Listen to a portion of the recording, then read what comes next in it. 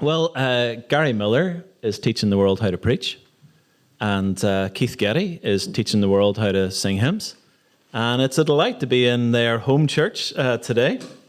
Both these men were raised where we are today. So I want to welcome you to the Legacy Podcast. We're live here in Elmwood Presbyterian Church.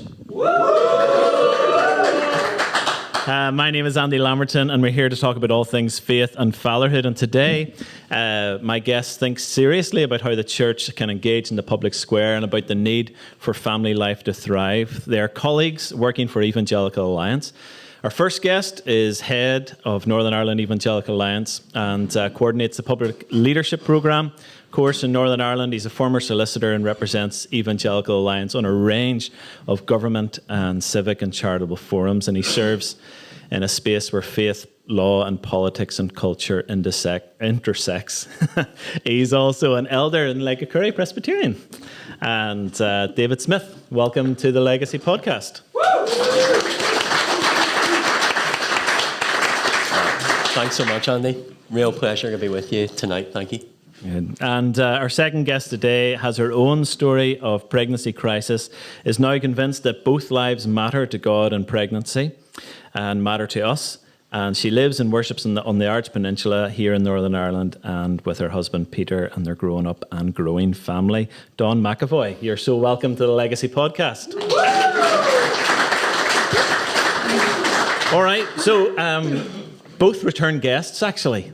So probably in the show notes we'll put like our original episode, and we'll see if there's anything there worth listening to whenever we go back. But we were just both surprised that you had us back on, so thank you. That's right. So why don't you tell us a little bit about yourselves, and who, David, for you, who you're a father figure for, and Dawn, for who you're a mother figure for. Great. Yeah, so I grew up not far from here in Hillsborough, and still live not very far away, Annahilt. And I'm married to Judith, been married for 16 years now. And we have three children. Maeve is 11, Finn is 9, and Isaac's 6. And they're all in primary school, the same primary school for the next 6 months or so at least. And we recently trained as foster carers as well, and would hope in the future to be able to provide maybe respite care at some point. Class. And Dawn. Okay, this is where I have to take a big deep breath and admit I've been married to Peter for 31 years. We have 3 daughters who are now growing up, all got married through COVID. I now have 3 grandbabies. So wow. 3 little boys who are just delightful. So they are coming 3, a year and a half and 9 months. Class. So parenting sons, and now for us grandsons, oh my goodness. All the girls, we're all girls in our family. So like I've got 3 girls, my twin sister has 3 girls, I'm one of 3 girls, I have 4 nieces, 3 goddaughters. Not one of them ever said, wow, at a bus. Just a bus. So I'm experiencing sticks, engines, wheels, and all things mechanical are just the best thing ever. So, yeah. Excellent.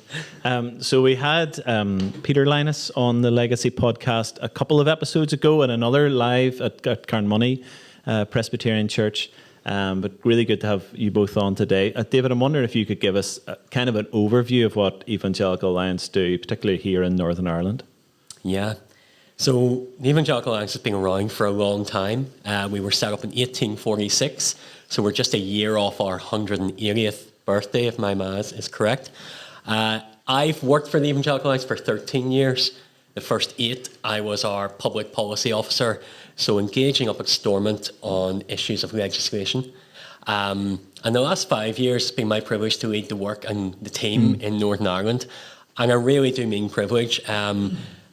Out and about every day, working with so many different churches from across the denominations, get to meet so many people, and just engage, I suppose, in public life and in church life, and in the point where that crosses over sometimes. And EA does 3 main things that we've sort of done from the start. 3 R's. So we build relationships across the church. So we have member churches who are Presbyterian, who are Baptist, Church of Ireland, Methodist, Pentecostal, a whole range. About 3,500 churches across the UK are members. We have lots of Christian charities who are members, like Scripture Union or Exodus or Tear Fund, who we try and represent and serve and resource. And resource is the third R. We try and create resources for, going back. So with churches, we have charities, and with individuals. So tens of thousands of individuals sign up to support us. We're an umbrella organisation. We try to represent the church. So number one are relationships. Number two are resources. As I said, we try and create resources that are really helpful for church leaders, for everyday Christians as we navigate life right now in 2025. Yeah. And the third R, I'm not very good at maths, as you can see, Andy. The third R is representation. So we try to be a representative voice for the church in the public square, try and speak up on issues that matter. And this is where we work a little bit like a devolved government, in that there's some issues that we all speak on as EA right across the nations. Mm-hmm. In Northern Ireland, we speak on a few things that are maybe particular. So reconciliation in Northern Ireland, particularly around poverty right now and an anti-poverty strategy. And then Both Lives actually came out of a campaign that Dawn began here in Northern Ireland. So there's that flexibility and yet unity at the heart of what we try to do. That's good. Bring that mic a wee bit closer to your face there. That would be good. And we'll come to Both Lives now in a wee second. Have you heard the song Buy Dirt? I haven't. Does anyone here know this song? Buy dirt, find the one you can't live without. Buy a ring, let your knee hit the ground. Yes, I know it. Do what you love and call it work. Yep. Throw a little money in the plate at church. I'm surprised church leaders don't play it on the way in, as background music. Anyway, it was interesting for me. I've been journeying with a young person for a while, kind of as a mentoring thing. And he was really into grind music. He's a pretty good power lifter. Grind music is like all that kind of stuff. And the lyrics aren't like what I just sang. They're like, the opposite of wholesome, which is probably what I'm coming to. Because then the last time we met up, he said to me, he's like, here, I've been getting into country music. And it's just so wholesome. And then he was like, have you heard the song Buy Dirt? And the guys just got engaged there. And I suppose I've seen this trend as I watch, in youth ministry, as I watch young people grow up. I've noticed this trend recently where they've started to use the word wholesome to describe something that's really good. Like in our day, the word was probably random. It was like whenever you remember that, Mark? It was like whenever something was happening in the youth group, you're like, oh, it's really random. And now it's like they're looking for a really wholesome weekend with my girls. Might be something that they put up on Instagram. So I'm just noticing that trend. And I was wondering, could you speak into, what are some of the... So for me, that's really encouraging. So what are some of the encouraging things that you're seeing in our society that you're like, this gives us, as God's people, hope and optimism to be salt and light in today's world? Yeah, thanks, Andy. I think it's a really good question, because often the church and Christians, the temptation is to focus on all this stuff that isn't so good in our world right now and maybe isn't so wholesome. And I think part of that is the sheer speed and scale of change around us. We're in 2025. I grew up in the 80s, and it sounds like light years away. It sounds like living in another planet. And just to note, we're talking about sort of fathers. My grandfather was born in 1912, and just to think, the change, what they couldn't even have imagined, is now possible. And for one thing, I could wake up tomorrow if the storm wasn't around, and I could be in Australia by the end of tomorrow night. It's just, the world is suddenly much smaller. So I think the possibilities, healthcare, there's so many amazing things, but let's be honest, there's lots of crises out there at the minute. Peter maybe mentioned the word perma-crisis, that kind of sense that we're in this permanent state of crisis. I think there is a crisis of character, of identity, of purpose, of meaning, and so many things like that. And I do think many people are looking for what is good, what is true, and what is beautiful right now. I think in a world where there's so much lies, people are just looking for that. And they're looking for things that encourage them, that build them up. Unfortunately, I think sometimes people are maybe going inwards to try and find the real me and turning inwards a little bit. But I think whenever there's an appetite around us for people looking for what is truly good, what is truly true, and what is beautiful, we as people who follow the God who is good, true and beautiful, who is giving us the scriptures that are good, true and beautiful, there's so much opportunity just to draw alongside and to reach out. Yeah. And I think as well, there is a growing, and I do think just in the last maybe year or so, a little bit of a realization that a lot of what's on offer right now, a lot of the shallowness doesn't cut it. So I could distract myself all day on my phone, and at the end of the day, I'm not going to feel great or really have learned very much. Yeah. And I think there is a turning away from some of that again, and a bit of a realization that in craftsmanship, in good, healthy food, in stuff that, again, my grandfather would have said, well, that's just common sense. Yeah. You know, I think we're returning to a little bit of that. And again, as Christians, I just think there's real opportunities to help connect people who are hungry and thirsty, as you were talking about in the Sermon on the Mount, hungry and thirsty for righteousness or justice in some sort of way.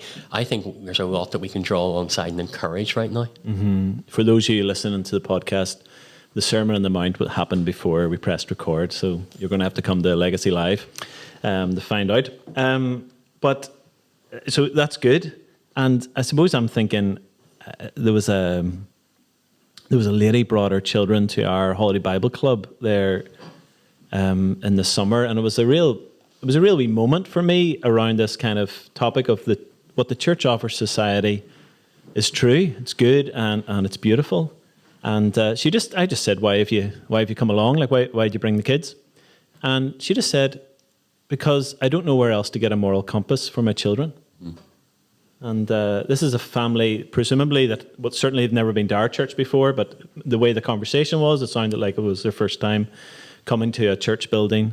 And it was interesting how she articulated that, and it did sound like just the world was a wee bit crazy, and she was looking for something that was solid, yeah. And she was like, so just thought I'd bring the kids here. We're here to talk about faith and fatherhood. So, like, what does it mean to be a father in 2025 today? Yeah, it's tricky, isn't it? I think. Let's be honest, some of the challenges that I've mentioned, we don't need to look too far in our own lives to see some feelings. Yeah. In the communities around us, in the churches around us, if we're really honest as well. And it's challenging for so many reasons. I think there is confusion. People are tired. There's distraction. And there's a lot of fear out there. And I think as Christians, we're to be people who live without that fear. That's what we're called to. Yeah. Live in the fear of God, but not to be afraid. Do not be afraid. God repeats so many times. I think as a father, I suppose our role is ensuring and passing on the faith. And I'm reminded, especially in the Jewish tradition, that it often fell to fathers to bring the children up in the faith by telling the story of who they were. So the Jewish fathers would especially in Passover night, would sit down and tell all the stories and involve the kids in that. And I think there's something of us doing that as fathers, as Christian fathers. And whenever the world says, this is who you are, you're here by a random accident on this wee globe in the middle of the universe, Christian dads draw alongside and remind kids that you're not an accident. You were created with huge dignity and purpose and in the image of God. And I would say it this way, we need to know the story of God. We need to tell our kids the story of God. And then we re-story their lives into the story of God and help them see their place in God's big story. Yeah. And then we model it out. And this is all difficult. I'm not saying this is easy, and I'm certainly not saying that I have this cracked. But I think there's something in a dad's relationship with the Bible and his dad's relationship with his family and his kids, and how we tell and model and re-story our lives around that. That's good. We'll zoom in on that last wee bit. You know, there's a relationship between dad and the Bible and dad and the kids. Because I'm imagining for some of us, we're listening to you and you're like, that sounds great, but I'm just trying to get them out the door, to the bus, and then I work late, 4 nights a week, and so I'm just coming in, and if you've young kids, they're already in bed, or and you're just trying to figure out, right, so fit them into the God story. Great stuff, David. But where does that hit where does that hit the ordinary, everyday life stuff for a dad? Yeah, and I think it's not in the big moments. You maybe look at big moments in your own life. Maybe that was something academically, or getting an apprenticeship, and you're pleased with that. Maybe getting married, maybe having kids. And we look back at life at these big milestones. Mm-hmm. But actually, real life is in the everyday living and in the chaos. I often talk about the holy chaos of our house, because it is an amazing blessing. But if you come to our house, it's chaotic. It is. There's a new puppy, and there's 3 kids running around, and there's boys fighting each other, and there's homework needs done, and shoes lost. There's all that normal stuff of life. And so I try to think, and again, I'm not saying I've got this cracked, but I try to think, okay, well, what's the first words that my kids hear in the morning whenever they wake up? Are those words of welcome and affirmation and acceptance and love? Suppose trying to think again as they go to bed at night. And this isn't rocket science. I'm sure many of you read your kids' stories. You say, I love you before you go to bed. But it's just being intentional in those little moments and that cumulative effect. It's the school drop-offs. It's the words as they're maybe going into school a bit worried about something, and you're sending them out. You're almost commissioning them into the day as their father, as their dad. It's the conversations in the car or out walking the dog, whatever needs done during the day, the basic stuff, because you're right, you can't sit and have all this airy-fairy, lovely sounding stuff. It's the real grit. It's also modelling out all day how we speak about our work. Do we give value to our work? Or is work something our kids hear us talk about with like a real tone and an anger or frustration? It's how we speak about our in-laws and our family. It's how we speak about church. It's how we speak about maybe those from other countries or other races or the LGBT community or other religions. Our kids are going to see and hear us talking about the world around them. And what are they going to pick up? And how we model disagreement and forgiveness. Because if your house is anything like mine, there's a few arguments now and again, a few fights. And how do we model out reconciliation? That reconciliation that we're all a beneficiary of. And so whether you're a dad or a granddad, that's what I would encourage, just those little moments. And then with all of our phones, it's being present. So easy. I can sit in the same room as my kids, and they know I'm not quite there with them. Mm-hmm. And it's that practical list, get practical list, put your phone in another room whenever you go in from work and give them those few hours to go to bed, unadulterated sort of with that. I think it's that kind of stuff I suppose I'm talking about. And one memory from my own childhood, before I finish this bit, it's just, I remember going up to bed at night as a teenager and walking past my dad's room, and he was down on his knees praying at the side of his bed. And he taught me to do that whenever I was a kid, but here he was doing it whenever I was a teenager going up to bed. And he wasn't doing it for show, he was just down praying before he went to bed. And that mark, I could see him praying for me and my sisters, and that was just really powerful. It was a quiet witness. And I asked myself, how often do my kids see me praying for them? Not praying with them at the side of the bed, which is brilliant, but do they ever just stumble across me praying? They don't very often. So I just want to model out some of that stuff and make it really, really practical. Yeah.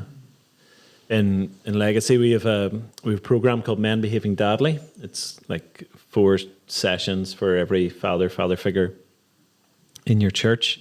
Great fun nights. Lots of it's around conversation around the tables. A little bit of content from the front. But what has become almost a tagline of those 4 evenings is that as fathers, lots of us have intentions. Every father I meet has got good intentions, and it's about moving from having good intentions to being intentional. And then here's the warning: without becoming intense. Because actually, Paul, he could say anything. Paul in the book of Ephesians, he's just spoken to husbands and wives and employers and employees, and then he speaks to fathers, and what he says is, fathers, do not exasperate your children. So actually, in all the effort to be intentional, you need to be careful, that it's not this. But then he says, do not exasperate your children. Instead, bring them up in the training and instruction of the Lord. Now, I would say it takes a lot of intentionality to bring someone up in the training and instruction of the Lord. But Paul's pretty clear, it's not intense. And so I love some of your suggestions there. What's the first thing they hear in the morning? What's the last thing they hear at night? Am I present when I'm with them? Those are good, steady little principles that keep us. And of course, we're modeling the gospel to our children. So it's not about, and our grandchildren, it's not about getting it right. We're not to be, you're not a Christian because you're perfect. You're a Christian because you're forgiven. And so you need to model that out as well. When we get it wrong, it's about modeling out forgiveness and saying sorry. Good. Thanks for that, David. That was really insightful. Dawn, you're really welcome. Yes, thank you very much. I had to laugh whenever you used that, don't exasperate your children. My twin sister and I weaponized that verse against our dad. I can remember when he was... Stop exasperating me. Yes, you're not meant to exasperate us whenever we didn't want to do what he was asking us to do. But anyway, hello. That's good. Good to have you. So delighted you're here. I suppose my question is, you work with Both Lives, lead the team, and I'm interested in what use is a dad during pregnancy? Probably no surprise if I say a dad is foundational, crucial. It takes a man to help make a baby. And I think, you mentioned some stats talking, I suppose, about families locally, or I think Andrew did, that you had referred to. And I was just looking today how many children in the UK are growing up without a father, 20% at least across the That's UK. Right. And thinking, when do they become fathers? And for me, and reflecting it to my personal story, I firmly believe that every dad becomes a dad the moment their child comes into existence. They might not know they're a dad yet. And too many walk away. Over 80% of all abortions are women whose marital status is given as single. Men don't step up. They don't want to accept responsibility. And also in our culture, I think women can tell men they have no voice. But the reality of families and parenting is that you need that mutuality. You support one another, and that begins pre-birth.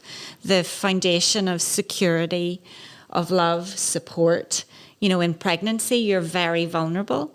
I saw, and I want to really, I don't mean this patronisingly, but commend Andrew for his church having the poster in the ladies' bathroom for the domestic abuse support ministry, because a significant amount, at least 30%, of abuse gets worse in pregnancy, and a lot of it starts in pregnancy or is triggered by pregnancy, and that impacts women and children for the rest of their lives.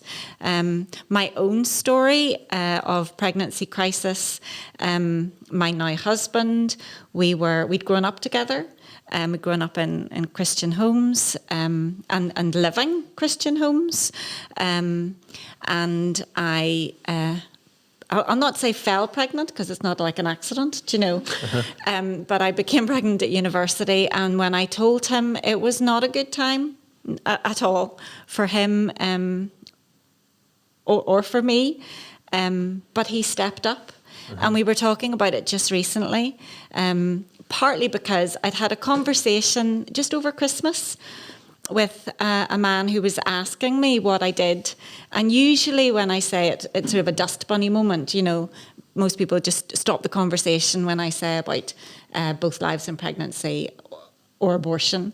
But actually the conversation continued, and I was probably shocked to hear him say that he believed in a woman's right to choose abortion right up to birth, and he's a father. And I said, well, when did your children become your children? And he said, at birth. Now, I don't know if he really believes that. But I would say men need to know their fathers from the point of conception. They need to be supported in that. They need to start the habits intentionally of fathering and parenting and loving their partner and the mother of their child, even if that's not going to work out as a permanent relationship for them. But it all begins in pregnancy. And no surprise, I think we have a model of that in our own God's story, his own human story. And I think that over and above lived experience tells us that dads matter from the point of conception. And actually, if I go back to one of the questions you asked about what's maybe talking about wholesome and what's positive, I think in this space that we're operating in to do with relationships and sex and pregnancy and families, what's really positive is to see the secular women speaking up about, one example, Louise Perry in her book, The Case Against the Sexual Revolution. And she's on her own faith journey talking about Jesus was the original, like Christian ethics were the original sexual revolution that lifted women and children up and out of poverty and vulnerability and being marginalised. So there are other women in other spaces that are actually turning to Christian ethics and values and morals and beautiful truths that maybe we've lost confidence in. So that's really, really encouraging. Yeah. She's like that mother that came to our Holiday Bible Club. Exactly. But with her platform, as in the mother brought her kids, but she's bringing... And that reminded me, I took part in a Talking Toddlers webinar all about churches and toddler groups and actually how we can maybe laugh because they're on the sidelines, but the missional space that is, and the vast majority of women who come who aren't from a church or faith background, it's because of community support, but it's the moral values that they and their children are then imbibing. That's why they're coming. And if we've lost confidence in that, it's a real shame. Brilliant. So whenever I heard about this resource coming out, that was what triggered the Let's Do a Live podcast together. Let's talk about it. So give us, I think we missed just getting an overview of what Both Lives is and does. So kind of give us a 30 seconds on that, so we can capture it on the big scale, and then bring us down into, you can mention a couple of things you do, but bring us down into what God Unborn is and why you want to talk about it today. Okay, so Both Lives was founded in 2017 in Northern Ireland, co-founded with the EA to speak for both lives in pregnancy. Both lives matter. So Trinitarian approach, we need laws that protect every life, we need services that enable every life, and we need a culture that affirms every life regardless of circumstances. At that stage we had a very different law on abortion. Fast forward to 2025, the law was on abortion was decriminalised nearly 5 years ago, so we've seen nearly a tripling in the abortion rate in Northern Ireland. We're very concerned about the harm that is being done to women and to families. So now we sit within the Evangelical Alliance. We're UK-wide. We believe that we have a good story for both lives and pregnancy that is rooted in God's unborn story, and it's a message for the church across the UK. So we have a slight reweighting in our focus. We still do advocacy, policy work. We're engaging with the Scottish Government at the minute about their review of abortion law. But our primary focus at the minute is to resource the church, to give them a confidence that pregnancy matters, life before birth matters, families matter, and where is a breakdown in society in any of those areas, if the church can't be part of the solution and bring the beautiful, good and true story, then there's something missing. So the church, it's not just about being a talking shop. So we want to help resource the church, give them ideas and support them in that, to support real women and families with real and challenging circumstances. And someone wants to get in touch as well, where do they go? Give us that. You can, the details are on the booklets if you're here. Our website is bothlives.co.uk. We're on Facebook, Instagram and Twitter, or X. Just look for Both Lives and you'll find us. And we would love people to get in touch with us. That's cool. Okay, tell us a little bit about God Unborn, where that's come from, and then about this year's resource. So my best friend and colleague who's here with me this evening, Marion, she's from another church denomination that would maybe focus more on some elements of the nativity story than we would. Let's put it that way. So in a Protestant Reform background. So anyway, we were doing a church talk one Christmas, and we had a picture of Mary up on a slide behind us, and I said, God chose to come as an embryo. And then it was like, oh, he did. He actually chose to come as an embryo, never having really articulated it before. And as in you shocked yourself? I did shock myself. I shocked myself, never mind the people in the room. I was like, oh, he did. He chose to come as an embryo. Do I believe that? Do you know? And we were talking about it. Do I believe that Mary was a virgin, that this is a miraculous conception? Do I believe that Jesus came at conception? And as we started to explore that, we were talking, and there's this whole church history. Who knew of that truth? And we were talking, there's Scott McKnight had said, oh, do you know, in too many churches, we bring Mary out at Christmas, we set her in the nativity scene, we pat her on the shoulder, and then we put her away for another year. And when we think about the fact that God didn't come at Christmas in human form, he was born, and we celebrate that at Christmas, but he came incarnate, the Word made flesh, 9 months earlier, and think about the circumstances surrounding that and the people that were included in that journey. It challenges all the modern concepts of control and choice. It challenges our lack of willingness to submit to God's call on our lives, especially if it's an unplanned or unexpected pregnancy or a less than perfect pregnancy. It challenges the idea of unlimited choice. Mary and Joseph were invited by God, and it blew their minds, I'm sure, at the time, but they were invited by him to enter into his human story, and they both said yes. The first year of our venturing into the God Unborn project, our theme was 9 months between the angel and the manger. Because when we talk about it at Christmas, I think we miss the detail. We go straight to the fairy lights and the feasting and the birth, and we miss the 9 months of struggle. They were refugees, all of that. The second year, we looked at Mary's yes. And this year, in March 2025, our theme is Joseph, that Joseph said yes. So, of course, that's when I reached out to you and shared the preview of that with you and asked for your feedback, because the impact of God the Father choosing Mary to be the mother of God the Son and her saying yes, and then asking Joseph to be the earthly father of his son, and then what Joseph did for Mary and Jesus. He literally saved them from her, potentially from a charge of adultery and stoning. He rescued them from Herod. He provided for them. He protected them. He, as our resource this year talks about, raised Jesus to learn to worship and pray to God the Father in the temple. He took Mary and Jesus to the temple at Passover to sacrifice before Jesus became the sacrifice.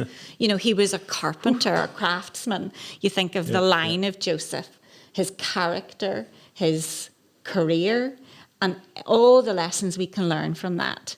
And that was planned. You talked about being intentional. It wasn't, none of that was an accident. God planned for that human story to start before pregnancy. And what that says to us for his heart for unborn lives, born lives, mothers and fathers is immense. And we're only like scratching the surface, but we really hope the church will come on this journey with us.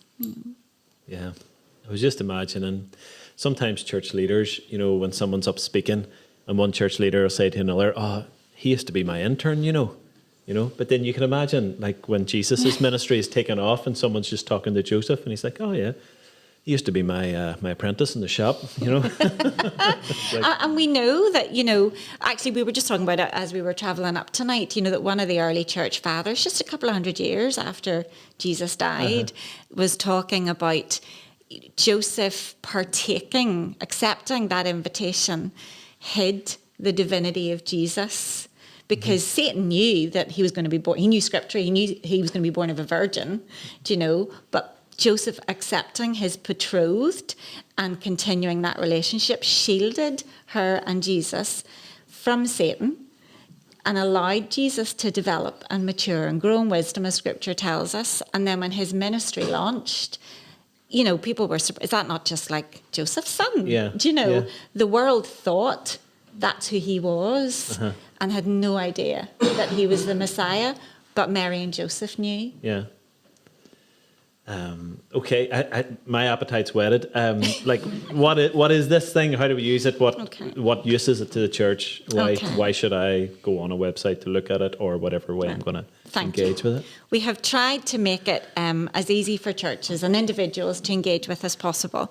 So the Feast of the Incarnation, as I said, is 9 months out from Christmas, the 25th of March.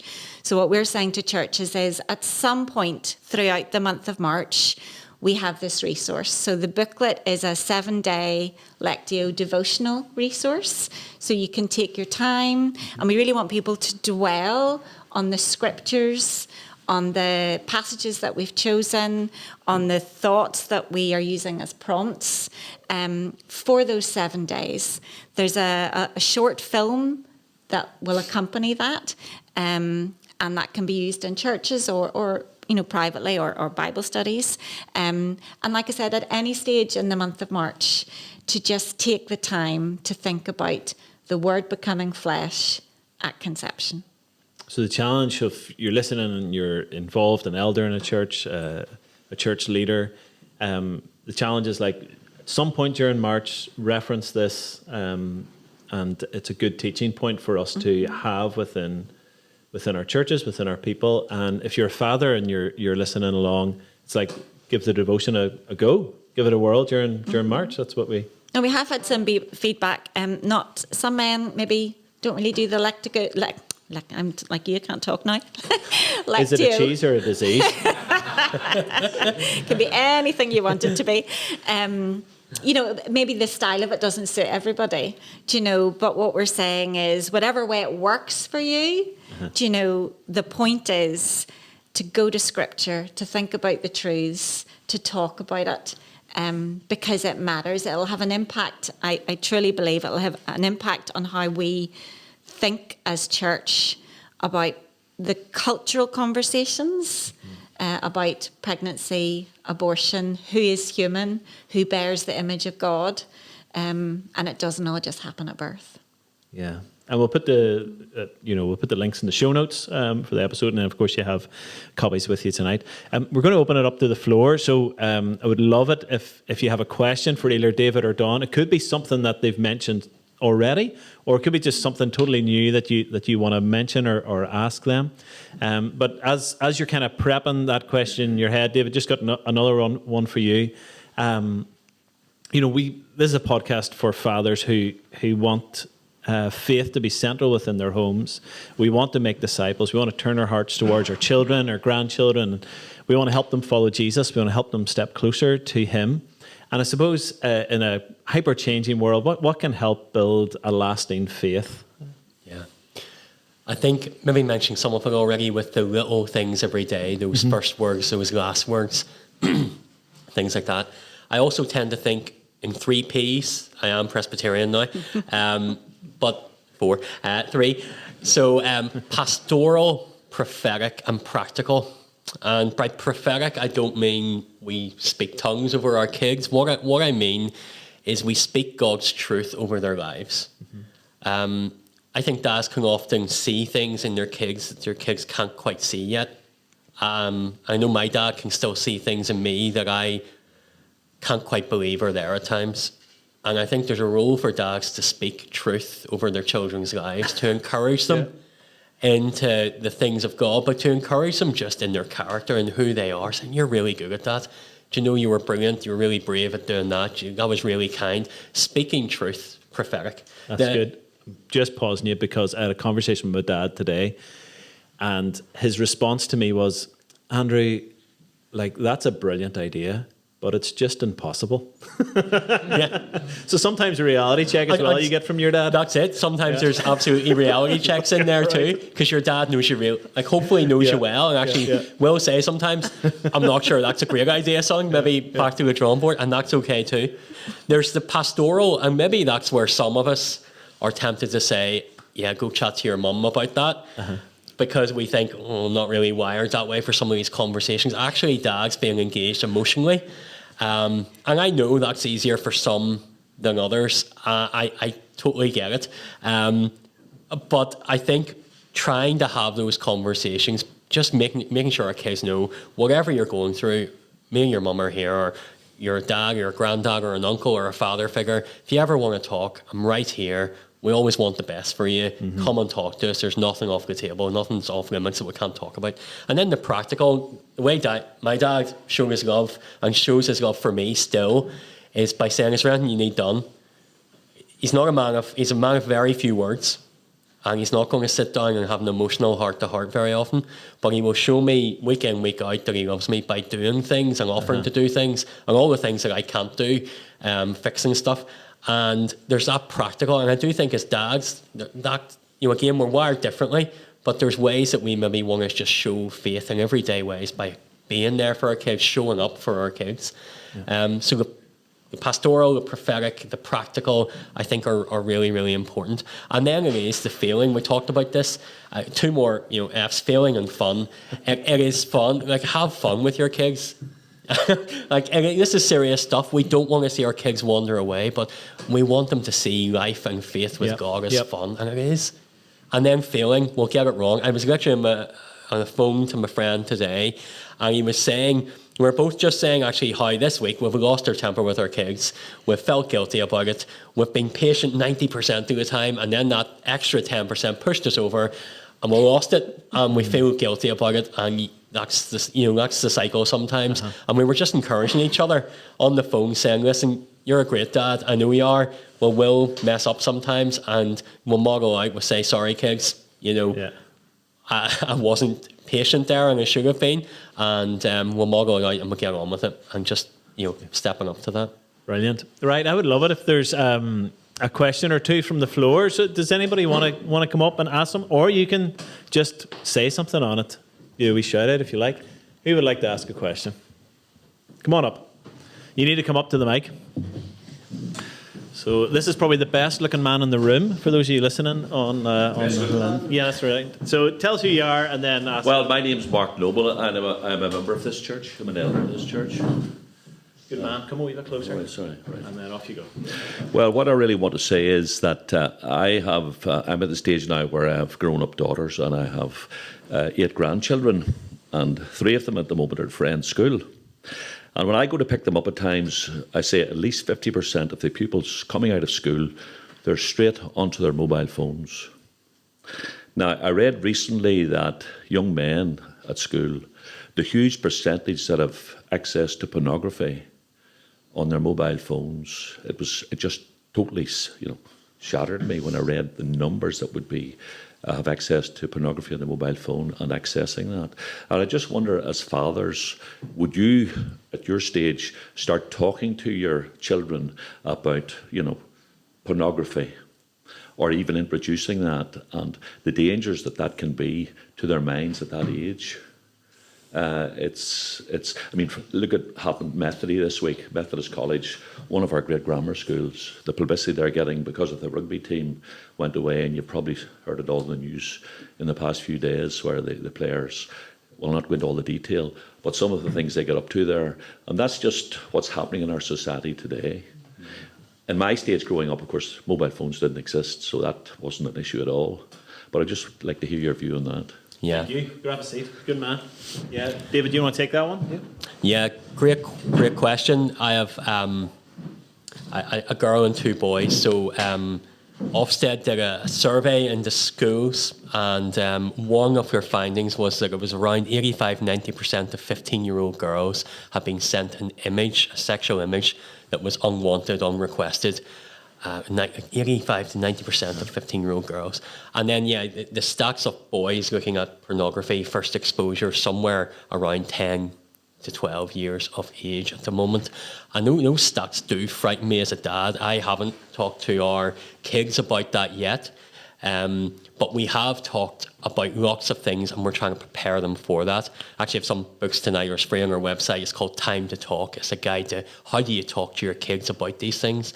And so while I haven't mentioned the word pornography yet, what I have talked about is bodies, how we're making God's image, how our bodies are good.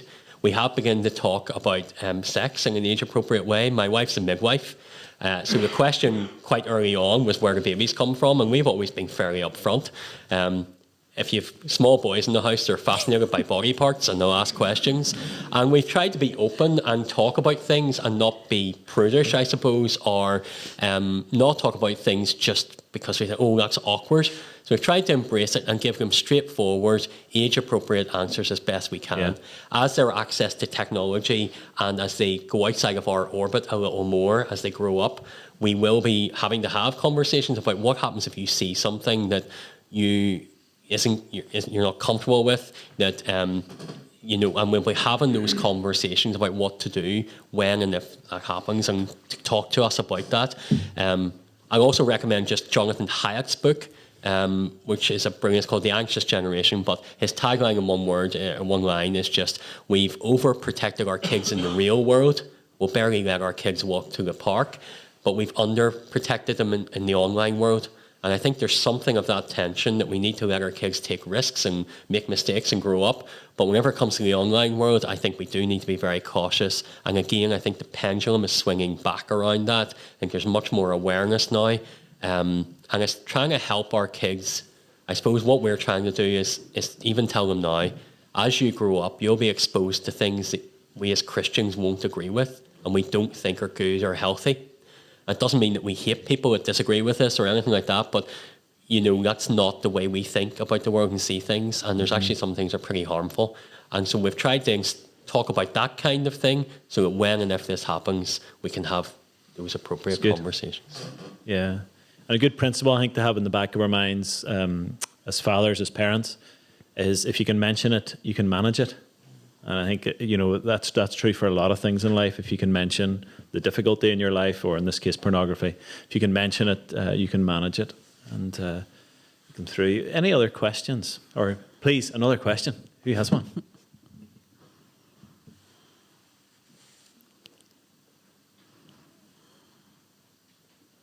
Yeah, come on up. The second most good-looking man in the room. Tell us who you are first, and all that, and then another one from Elmwood as well. I'm Nathan, and I heard a quote recently that the NHS prepares us better to be parents than the church. Any thoughts on how the church does that better in preparing us to be parents? It might tie on some of what you were talking about, Don, but interested for the conversation. good man, Nathan. Great. Wow, that's a very interesting quote. Must look that up and see what they're. In fairness, I've been with Dad the last year, and I went to 5 or 6 evening classes on lots of different stuff. So, it was interesting. Yeah, I suppose if we go to my position where we become parents at conception, my pushback on the NHS would be that when you look up the NHS abortion information, it's very different language for the same stage of pregnancy as if you're looking up, a wanted pregnancy. So over here, when it's wanted, it's a baby, your parents, and it's all lovely. And over here, there's no baby, you're bringing on a late period, and then you get on with your life, So possibly post-birth, I'd push back pre-birth, if it's not planned or wanted or chosen. When it comes to the church, I think what the church has that the NHS doesn't, in one place, even just looking here tonight, we have good looking, yes, there's not, and we have a range of older and younger. Mm-hmm. And any church service you're at, you see men, women, younger, older, family units, couples. It's like society in a bubble, and very few other places provide that. So that social support, that network for whenever there's family breakdown, whenever there is bereavement. I think that's where the church can step in. We have the theology, we have the story, we have the community, we do the ministries, whether that's mums and toddlers up to children's work, youth work. We support men and women to be men and women in their families. So I think it's everything that the church offers to within their walls and outside their walls. I don't think we always do it great. I think there's more we could do, but I actually think, again, we shouldn't lose confidence in what we have done historically, and we need to keep doing it into a society that actually the vulnerability, the loneliness, the isolation, the family breakdown, I think what we offer as church is more needed than ever. Yep, that's good. Yeah. I drive a Vauxhall Saphira. Actually, don't now, because it was on my way to Legacurry and it fell apart. But now drive a Seat Alhambra. But in the Vauxhall Saphira, it's, if you put down the back seats, it's like an Astra Estate. You with me? And then, or similarly with the Alhambra, but it takes more to put down the back seats. But with the Saphira, you could just, and you're putting up and down the back seats. It's great. Debbie and I have 4 children, 6 of us all together. And so if there's somebody missing in our family, we don't have to put up the back seats. You with me? We can just drive an Astra Estate the whole time. The only time I put up the back seats in our house is on a Sunday morning. Certainly in my life, the only place that welcomes us as an entire family is church. I mean, I can't think of any other place that we visit. I mean, of course you can visit the Sioux as a family, but I mean, the only place that we are part of that welcomes us as a whole family, and I'm sure if any of your neighbours said, "Oh, I'm thinking of going to church," you would just reply straight away with saying, "Oh, bring the family." I actually think within society, church is really unique on a practical sense. Never mind the theology of family as God's idea. But on a practical sense, church is really the only place in our societies that welcome you as a whole family, and people get the back seats up, bring everyone with them, and you can be as loud as you want in church with the wee ones. There's no trouble. I've never met a church that doesn't welcome kids and love them well, and love to see families coming. So that's just encouragement for us as the church. Keep welcoming families. I think we're quite close to being out of time. So in a word, I would just want you to finish by commissioning us as fathers and as father figures and grandfathers in the room. So if you could just give us a word on that, that would round us off nicely. Great. I mean, just one of my favourite verses in Scripture, 1 Corinthians 16, 13, 14. Be watchful, stand firm in the faith, act like men, be strong, let all that you do be done in love. Just one comment on it. The act like men, before you think that's getting too macho, it's held in tension by let everything you do be done in love. I think there's strength and there's love together in those, and that would be my commission. Dawn, do you have something for us? Yeah, I do. Day 4 of our resource, the verse that we're thinking about is Isaiah 43:1. Fear not, for I have redeemed you. I have called you by name. You are mine. And if we connect that to Joseph, when he heard that Mary was pregnant and he was going to basically walk away quietly, and the messenger angel came to him and said, "Don't fear, you're going to have a son, and you will call him Jesus." And we talk about the Jewish tradition of the naming of the son or the child was done by the father. That was Joseph claiming on earth he was the son. Jesus was his son. And just as our Father God knows us before we're created, and as parents then we co-create with him, we name our children and we talk about the names before they were birthed. So I would say for the men in the room, fathers, grandfathers, the men you might, or the boys and girls that you might then father in whatever way that looks like, you are entering into God's mission to shadow and share his father heart, and in the naming and the ownership, in the best sense that comes with that. It's a beautiful mission to have. As for me and my house, whatever that looks like, we will serve the Lord. That's great. Here, why don't we thank our guests? Hey, thanks so much. Thank you. Thanks so much. All right, we'll put all the stuff about God Unborn in the show notes. And if you'd like to host a legacy podcast in your church, you can get in touch, or indeed for any of our programs that we offer churches to help faith and fatherhood thrive. Just give us a buzz. hello@legacyfathers.org. David and Dawn, thanks. Thank you. Thank you. Thank you.